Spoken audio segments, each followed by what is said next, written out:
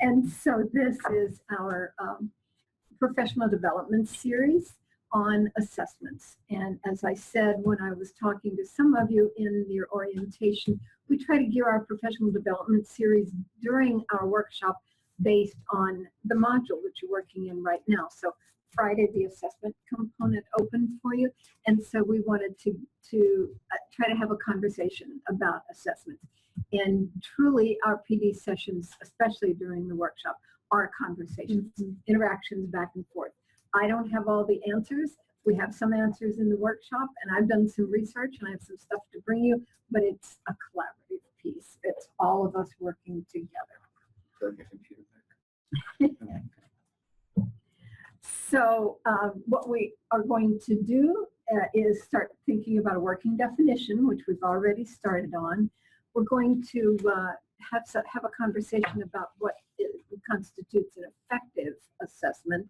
We're going to take a look at some quick, informal, formative assessments and think about authentic assessment, and then go back and take another look at our at what we think of as assessments and how they're going to fit in for what we are doing. So define it for us. And I'm happy to open the mics and let anybody that's online talk. How would you define assessment?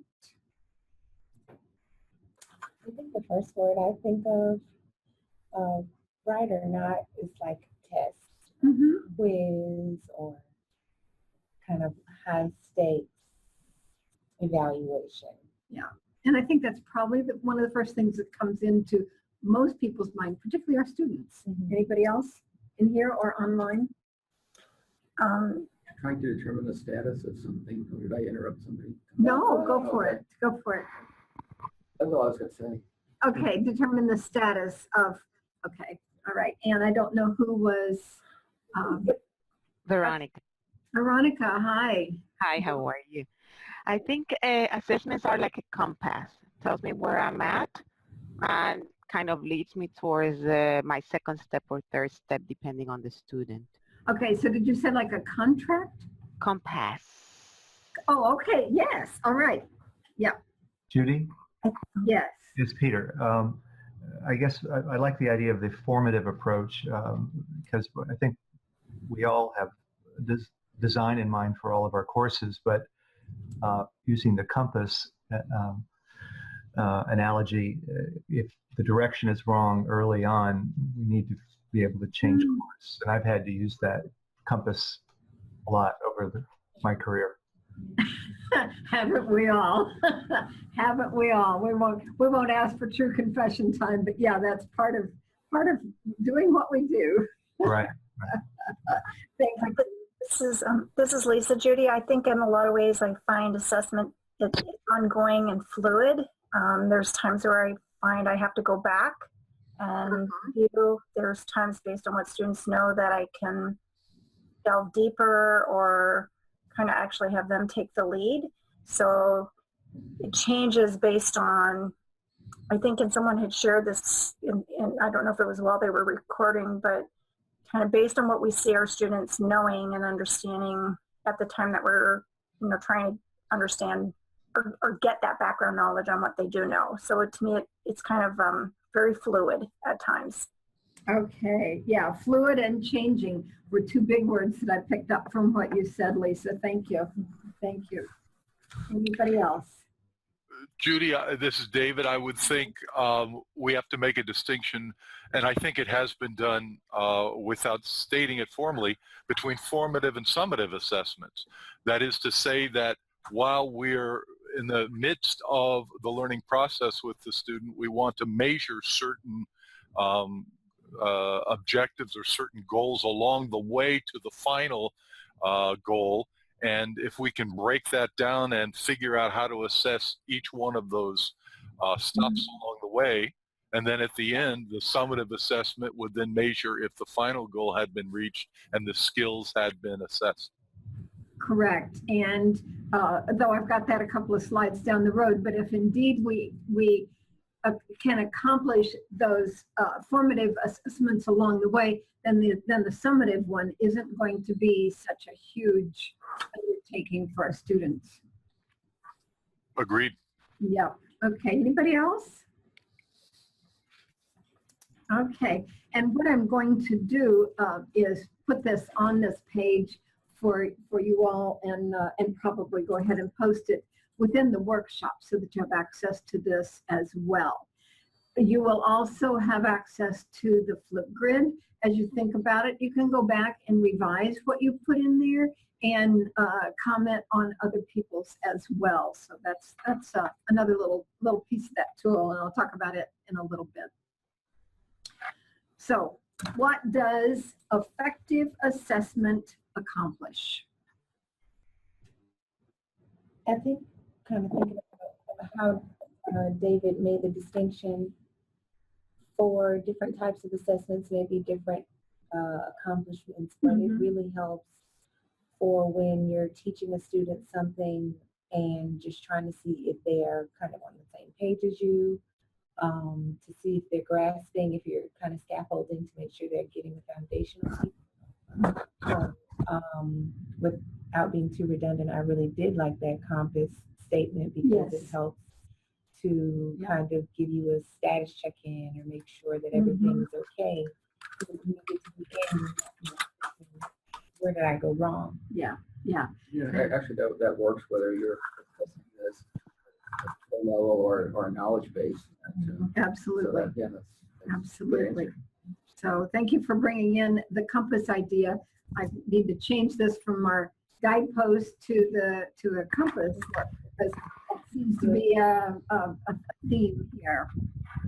Anybody else? Judy, yes, I wanted to say something. Within that perspective of assessments not being final and being a fluid process, I think it gives an opportunity for the students to improve. So it's not, So that was my comment. Yes, I think, someone brought up about formative and summative, and I've taught in evaluation classes in the past, and there's the process of continuous evaluation, which sounds horrible on some level, but it's actually really effective, and I've adopted it over time. It just first sounded like somebody was always looking over your shoulder, which I think turns some people off, but it really can be a positive thing if put in place the right way. Yeah, and absolutely. And one of the terms that we have tossed around here in some of our conversations is that assessments really and truly are a communication tool, as far as giving us some effective feedback on where we are, what we've done, and what we need to do to improve. And that truly is it. Yes, Carlin. I also got a comment that says effective assessment informs both teacher and student. Yes, absolutely. Absolutely. I would hate to think that I was going along, blindly and keep on teaching when there's, that whole blank stare or whatever the virtual comparison of it is, and just going through what I think I'm supposed to be doing without paying any attention to what they're getting out of it. You're describing my first 10 years of teaching there. So. Hey, we've all been there. I used to, one of the classes I teach is Intro to the Teaching Profession.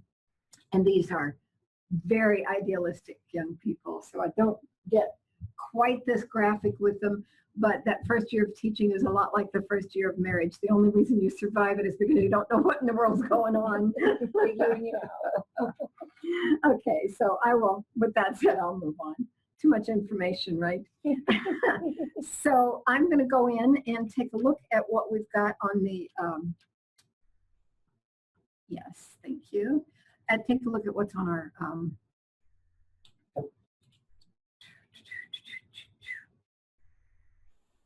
screen, and I'm going to have to update mine because I opened it up before we had some responses.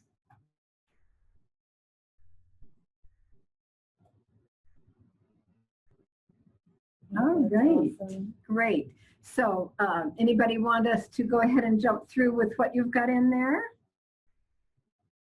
No. No. Well, Definitely not. I ran Definitely out of time. I talk too much.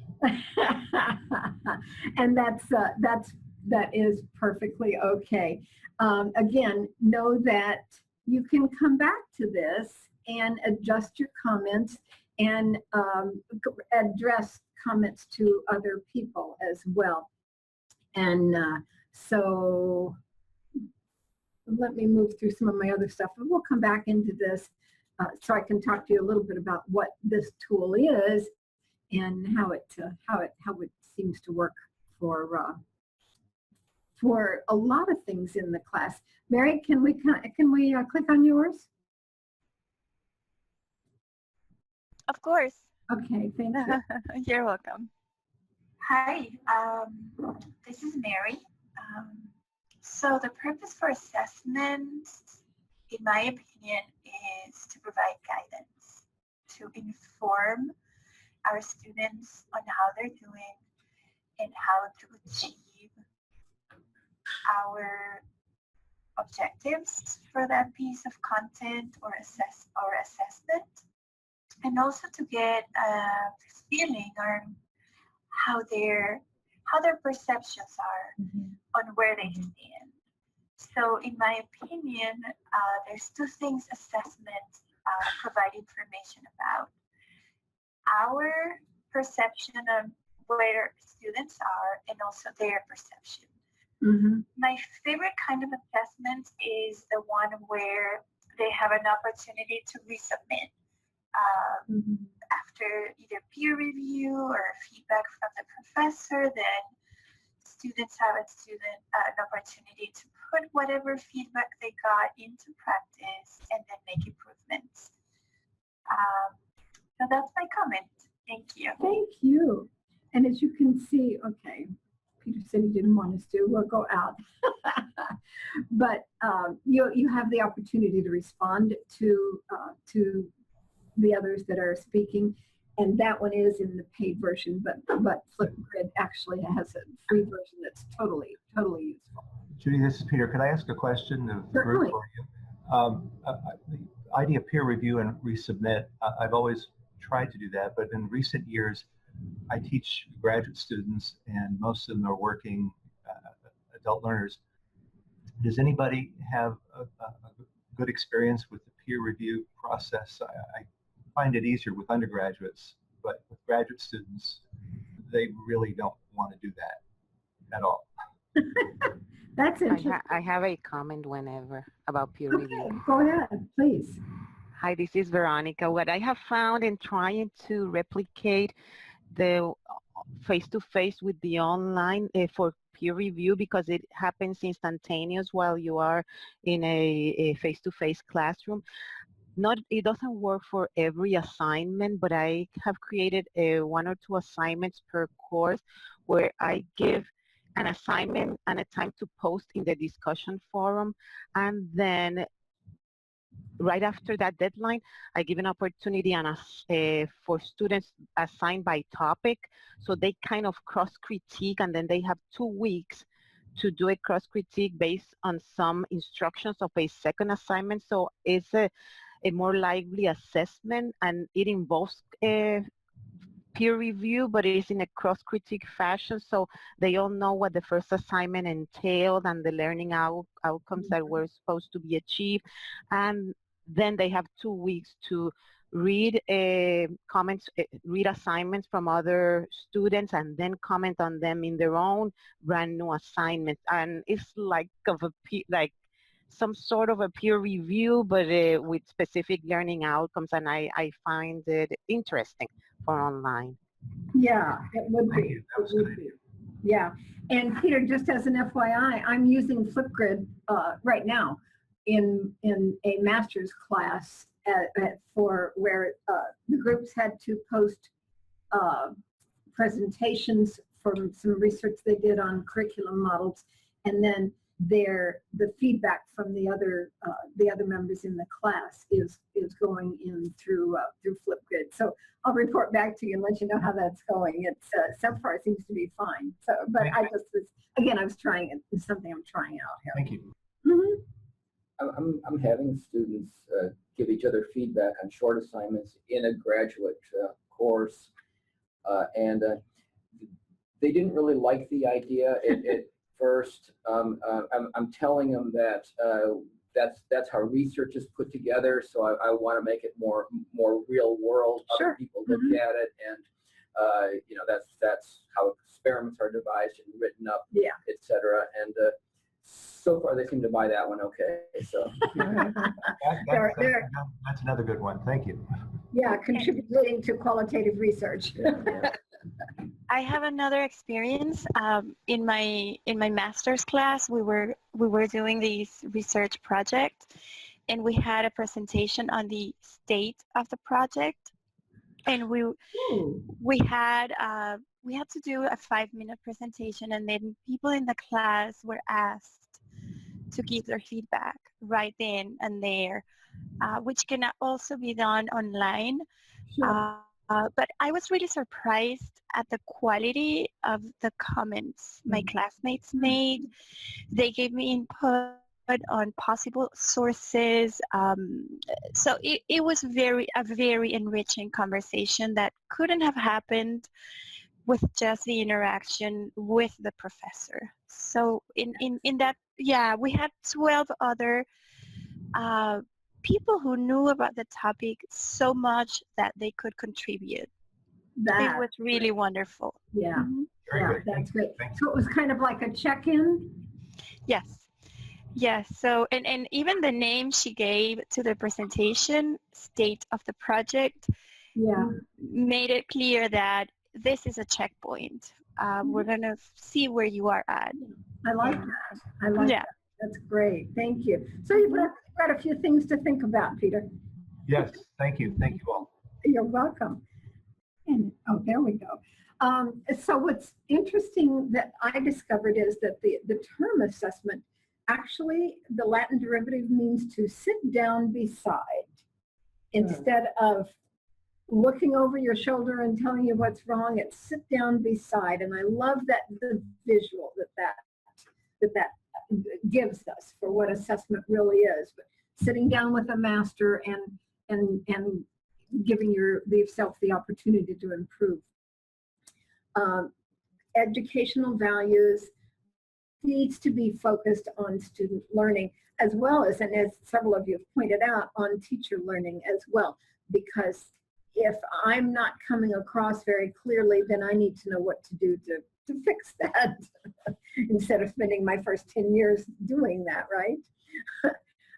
But assessments should be clearly linked to our goals for the course and to our objectives. If they don't link to a particular objective, then there isn't any purpose in doing them, actually. And to the outcomes. And this comes from the concepts of backward design, where you start with what it is you want your students to accomplish, and then go back to what you have to do, what they need to do in order to give you the evidence that they've accomplished it, and then back to what you need to do to present them with the content in order for them to be able to do it. So assessment is indeed an ongoing, particularly where we're talking, as David pointed out, in the formative type of assessment. So it's a sharing back and forth with the goal to improve what's the student learning as well as the teacher learning. So this is again what we had said, and this is where I think, David, this is where that comes in for you. We effective assessment. There are, of course, as we said, the two types. So in formative learning is formative assessment is for learning. It's generally informal, but it helps you both get information that you need in order to move forward.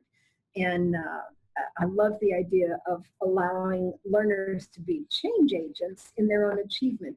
In other words, if I have been given the guidance for something that I need to do to improve myself, then I can take charge of that and move forward. And so it definitely is a learning tool. So the summative is of learning. And it's what happens at the end of a unit or a chapter or a section or whatever, and an evaluation of the proficiency. Still a learning tool. And so it's a way of looking at what it took me to get to this point. And if it didn't do so well, then we'll go back to Mary's idea of allowing me to redo it, and so that I can learn from it, so that I can take it from where I am and where I need to go. And I loved this quote: measuring student learning from multiple perspectives gives us the most balanced picture of student learning and allows faculty to make smarter decisions about what and how they teach. Multiple perspectives. So that's leading us to what? Yeah, authentic assessment. Authentic assessment. The capability of doing multiple types of things. Allison mentioned project-based learning in her video. You didn't realize we watched your video, did you? She mentioned project-based learning and projects and ways of doing research and pulling it together with others, collaborative piece, in order to produce a product for the class. One of the quotes was, the measurement of intellectual accomplishments that are worthwhile, significant, and meaningful. But what I really work for is the Wiggins idea of it, because it's taking where we want them to go and what we have to do to get there. Now, I do have a few quick ideas. CAT is comprehensive assessment techniques, and this idea, a document with 50 effective CATs has been available for quite a while. Most of these are things that we think about in terms of a face-to-face class. However, most of them can also be adapted into an online class. I'm not sure about the think, pair, share, but I'm sure there's a way of doing it. But getting an idea of their background knowledge in something is always good. A pre-test and a post-test, or a pre-questionnaire, pre-survey and post-survey, just to get some idea of where the students are on the topic. Graphic organizers I use pretty consistently in every class, because it's a way of visually seeing what your students get. And it's a wonderful way of getting what they don't get, of seeing their misconceptions, because with a graphic organizer, you've got it right there. It's a visual for, if those two things don't really connect, then we're missing something. The most important point, or the muddiest point, are two things that we have all used in a face-to-face class at one point, plus the exit ticket. And the most important point, you certainly can't control if they're going to take a minute or not in an online class, but it would certainly be an easy way of getting just really quick. And plus, we have there are a number of polling features within any online learning. We use Poll Everywhere, some in our professional development sessions, and it's a way of getting feedback about what's clear or what's not clear, if we wanted to do the opposite, while still letting those who post remain anonymous, because they don't acknowledge, they don't have to sign who they are. It's just, this is what I got out of that. So it would be a quick and easy way to get some ideas on that. So CAT is just kind of a fun thing. I always like to go back to it and see if there's anything new. Is that online? It's I have a PDF of it, but there's several pieces of it out now. I can share that. We might have something in the workshop, and Okay. if not, we can add it in. So this was from an article that I read, and I won't go into all the details on it now, but feedback, of course, as we know, is a key point. So I'm going to show you, both in a picture and right here, a feedback tool.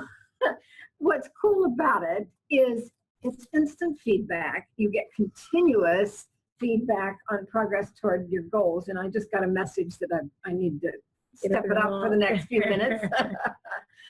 But it also gives you clear data. It's specific.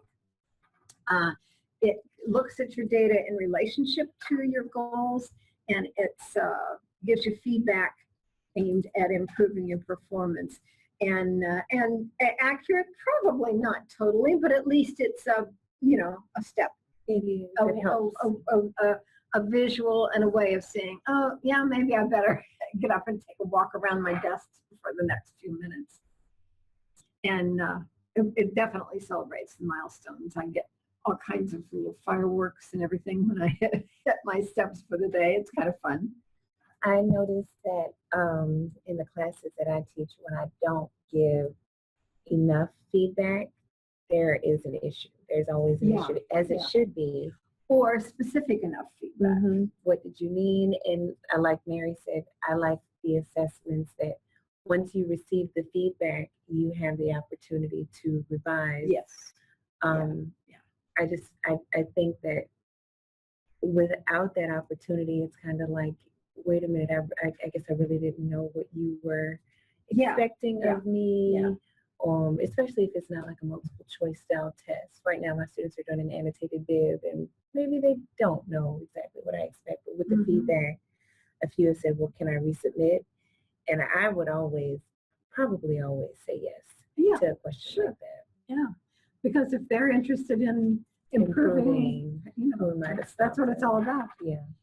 Alice and I've always done that with writing assignments. If I can break down the assignment into pieces, or if there's a first or second draft, I want to make sure to give my suggestions to students for improvement, and then give them another week, for example, to turn in a final draft. And I have found I get a lot of good comments about that. People feel that they've learned from it and had the opportunity to give their best work when they understood exactly what I wanted. Absolutely. Yeah, definitely. It's the same with the Fitbit. I know I use, when I'm not pregnant, I use a calorie counter to track my calories. And when that thing tells me that I'm going to be 180 pounds in 5 weeks if I keep eating this way, it lets me know, it gives me... That's pretty specific. You know what I mean? It is so accurate. Yes. But it helps me to make the right choices and to shift gears if need be. So feedback of good job, or you need to fix this. It doesn't do anything. Yeah, excellent. So this is a tool that I often use, and I'm not going to make you all go through and do that. But as I said, I do graphic organizers and visuals, and so what I would have you think about is, when that word comes to your mind, what when you see the word assessment, what things do you think of? And I would hope that at this point in this last time together, that what you would put down on that would be a little bit different than what it would have been at the beginning. Anybody want to throw out a word or two for us? What comes to mind when you see the word assessment? What you put on the legs of this word web? Well, the first edition I had, this is David, is that the idea that we're sitting down beside the student and we're measuring not only the student but ourselves as well. And I think that was always intuitive, but I never really articulated that before. That is to say that we're measuring the learning but also the teaching process. Yeah. And we have to be, we really have to be open and upfront with ourselves about that, and be willing to put ourselves out there. That's not easy. Yeah. Agreed. I like when I've received questions or answers to questions from multiple students, and they all have the same wrong answer. Yeah. That lets me know something you did led these students to believe, or something you said or presented led these students to believe that this was the correct answer, in which case that is an assessment of my teaching or the tools. That's a good example, Allison. I think that's happened to all of us as well. Sure. Yeah. All right. So any other comments? What comes to your mind? Yeah, Varlance. Yes, we have a comment from Lisa. It says, I think it's important to clarify to the students the purpose of each assessment. What they can add will gain from this process and may take a little less time. Absolutely. Excellent point. Thank you. And truth be known, we should be doing that on any assignment that we give. And that is exactly why the assessment module comes in right now when it does, so that you can start thinking about your assessments and what their purpose is, because the module that will be opening this week will take that information and let you move into looking at that piece and seeing how it fits in with everything else. Yes. We have another comment that says students also need to know how they are measured. Yes, of course. It's not just, oh, something in my head. Arbitrary. Yeah. It's it can't be too terribly subjective. Okay. Yeah. Good point. Thank you. Were you going to say something? No. Okay. All right. So I will see where we move on. So, as we've talked about assessment strategies, we've talked about defining assessment, and hopefully we've made a few changes in what we think of as the definition for it. We know that consistent or regular use of formative assessment keeps us as well as them on track, and hopefully a different perspective on assessments. To Barlance's or to Lisa's point, I thought that was really important. I read an article once about an instructor who, when she graded and she knew the students' names, the trend was that the student always kind of scored within the same range. And then she graded anonymously. And actually what happened was they swapped the names for a person who was typically like an A student and a person who was typically an F student, so to speak, or C student. They swapped the names of those students on the papers to see how the instructor would grade that paper. And of course, it was different because I guess the Perception. head space, correct, of what this is. So that's a very, when I read that, I was like, wow, maybe anonymous grading is kind of the way to go, or maybe rubrics can really help to kind of mitigate that subjectivity. In Canvas, Judy, I know this is Peter, you could turn on the anonymous grading function. I did that by mistake one time, and it's sort of scary because I wanted to know who I was grading, but maybe I shouldn't know. Yeah. And even the fact that it kind of startled you should be, it raised the question in your mind. Whoa, wait a minute, what's up with that? Yeah. Good point. Thank you, Peter. Veronica has a question. Yes. Hello. Yes, Hi. this is regarding formative assessments. In a face-to-face environment, it's much easier to gauge where the conversations are, and if you have interaction and students you can tell easily if the students are achieving the learnings. But in a online environment, at times I give mini quizzes or a reading, but if there is no value to the assignment, meaning a weighted points, they're not so willing to participate, and then I see that there is no time spent on those assignments that are non-graded. So I kind of tend to give them very, very low points to salvage that and still have students participate, but wanted to see what your experiences have been related to meaningful formative assessments in an online environment. Okay, anybody else add anything in? I would have to kind of agree with that, especially in the online setting. Without any value, I've seen this, I haven't read really about it, but I definitely have seen that students are less likely to kind of spend most of their time on things that are not in some way, shape, or form valued. And that even goes towards like the videos. We see like the analytics on the videos where students don't watch, whereas in a lecture they'd have to listen if it were face to face, but they kind of scrub through just for the meat and kind of leave the bone, so to speak, in a lecture. So I think it is, without any research base and also just anecdotal, kind of a best practice to try to provide some type of either point structure or participation piece to let them know that this is not just a gimme, and it is something that is going to benefit you, but not only intellectually, but in the grade book. Yeah, yeah. And like you said, in my mind, the way you addressed it seemed like almost the best response, or at least at this point. At some points, but some minor points, and knowing that over time, those groups of minor points will add up. Yeah, it is. That's one of the challenges. Yeah. Indeed, it's indeed. Anybody else want to comment on that? Thank you. You're welcome. Thank you for bringing it up, Veronica. Mary, have you noticed something similar in that, I don't know if your faculty have given you any feedback about whether students kind of skirt over the things they don't have Yeah. time to notice that? Yeah, exactly the same situation. Okay. Yeah.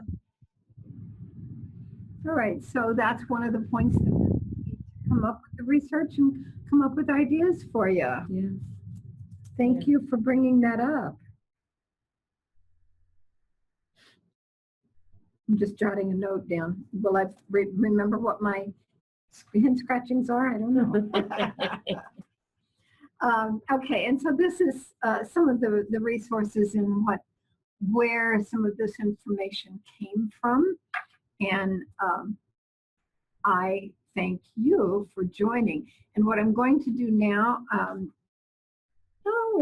well, maybe in a couple of minutes. Anybody? Yeah, maybe not now. No, I would like to go back in and have a little bit of a conversation with you about Flipgrid. If anybody would like to take a look at that and see what that's all about and see how it might be useful for you. Otherwise, I truly appreciate everybody joining us. Thank you. Thank you. Thank you. Thank you. Yeah. I love that little Flipgrid. Isn't it cool? We need to show them. Judy, I have a quick question, maybe. Go for it, love. Going back to the formative assessments and the enormous amount of time I spent finding videos, explaining how the videos tie to the course theory, linking course theory to real life examples. And then some students watch them all, comment on them, some others don't. And then I get like the videos had no value when, okay, some students say that they add a lot of value, some others say that they don't, but they don't even watch them. So is there a way that I could create one or two questions after the video so they can at least answer one or two questions and then assign some value to it? I don't know how I could, number one, make sure that they at least watch the video and read the couple of paragraphs that I lovingly create to marry reality with examples, and but they don't even read it at times. They don't even watch them. Yeah. So how can I incorporate that in a more meaningful way so I clip it more effectively? I don't know how. Can I jump in? It. Yes. Yes. One thought is something that I have done, and this is actually in a face-to-face class, but I've been using the learning management system as well. Each week I have a discussion. On the discussion section, they have to respond to a prompt.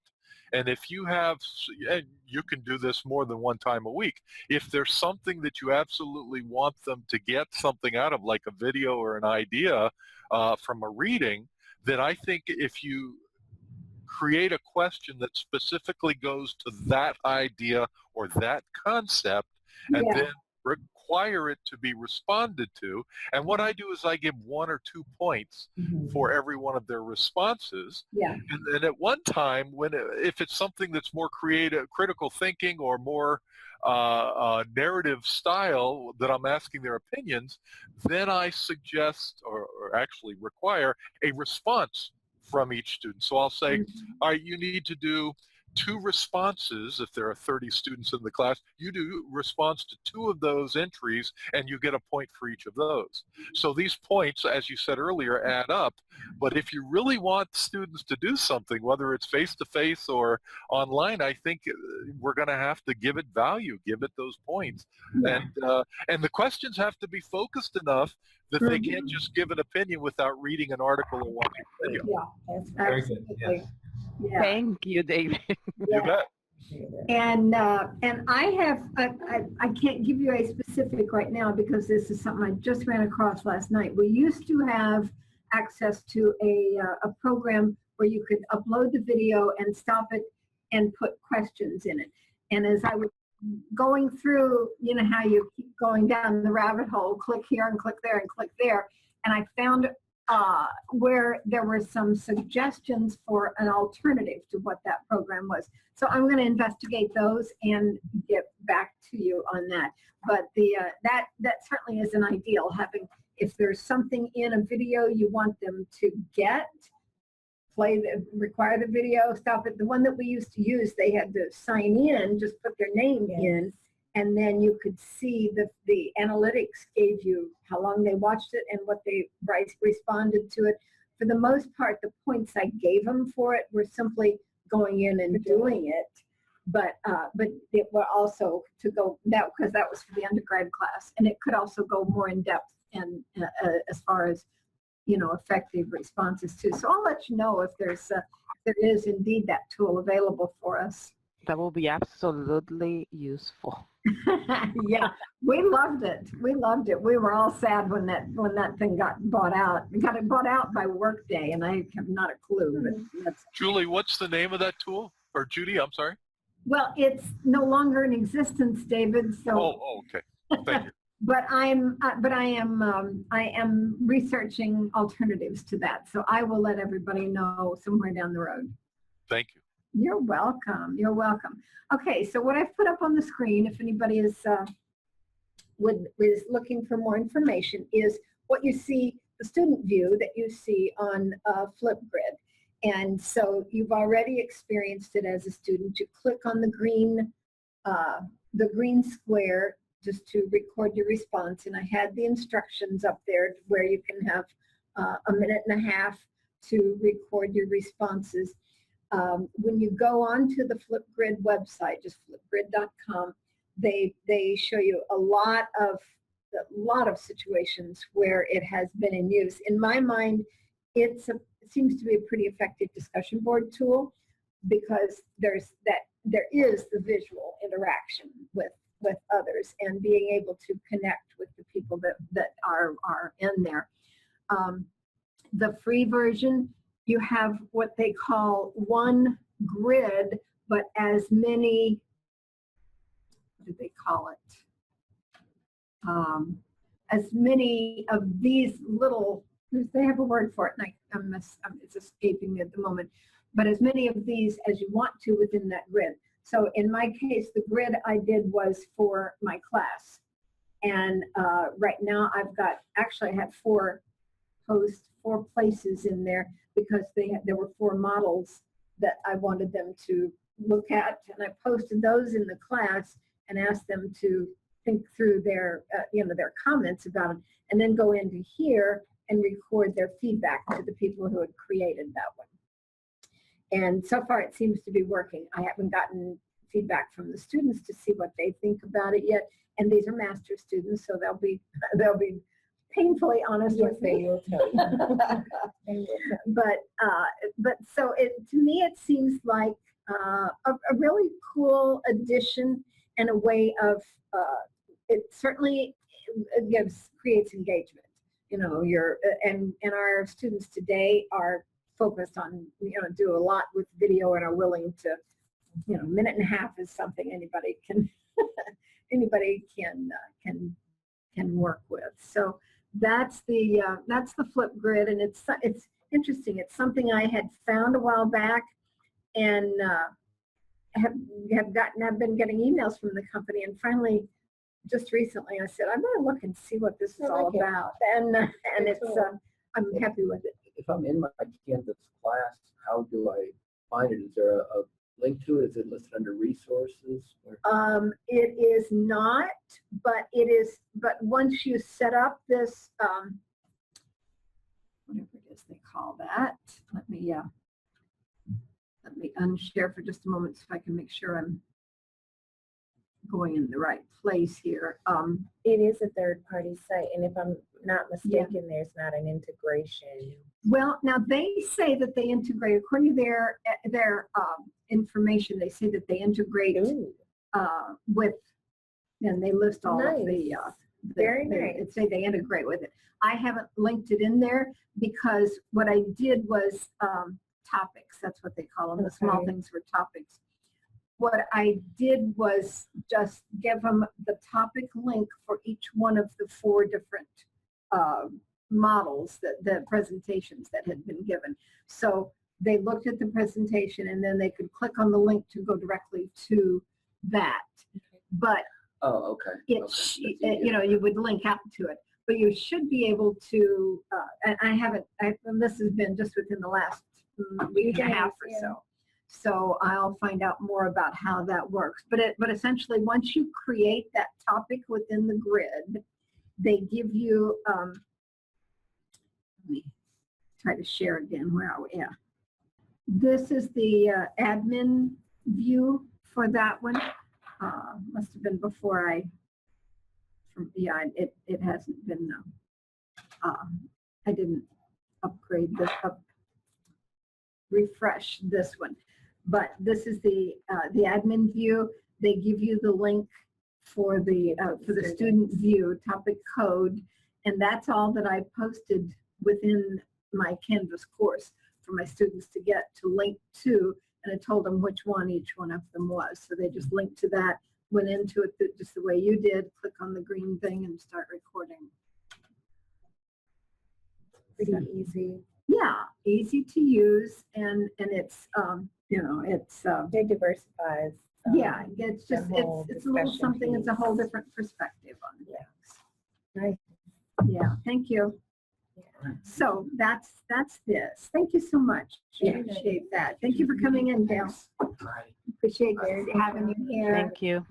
You're welcome. Thank you, and thank you for what you brought to the group today, Veronica. We appreciate that. I appreciate yours. Thank you. And Lisa as well. I appreciate what you have brought in and what you are sharing. So that's what I love about this is the interaction. And it's not a what did they used to call it, sit and get type of thing. It's we're all sharing together, and that's so important.